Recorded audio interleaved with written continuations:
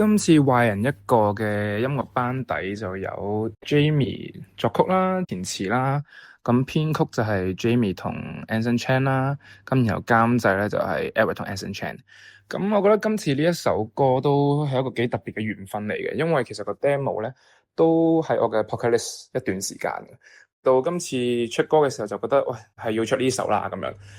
嗰陣時佢 demo 本身係普通話啦，聽得我好入腦啊！本身都有壞人呢一件事喺入面，咁所以我就忽發奇想就話，不如試下叫 Jamie 直接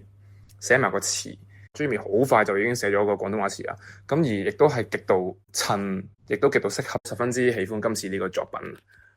咁今次呢首歌講嘅內容都係關於愛情啦，咁但係有別於一般情情塔塔啊、失戀啊嗰啲咧，今次用一個比較新鮮嘅角度去講呢件事，我都幾中意嘅。就係講兩個人係深深相愛嘅，但係可能因為各種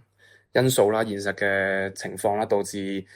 不得不分開。咁我覺得，因為有時都睇到一啲説話會話啊，最深嘅愛係放手咁樣。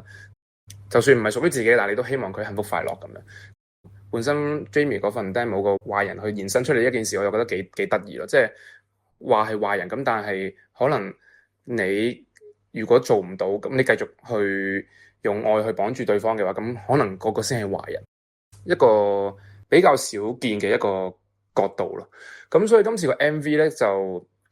都用一個比較唔同嘅角度去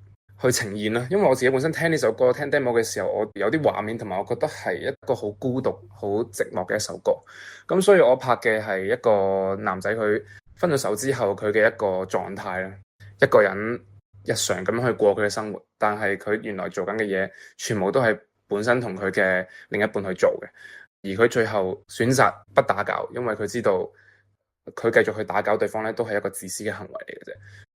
今年當然都會好 focus 喺音樂上，好多一啲音樂想呈現俾大家聽。今年公司都有開綠燈話可以出多啲歌，咁但係都要睇我嘅時間，因為下半年都比較忙開始，咁就希望可以盡量出多啲咯，即係比以往咁多年都多啦。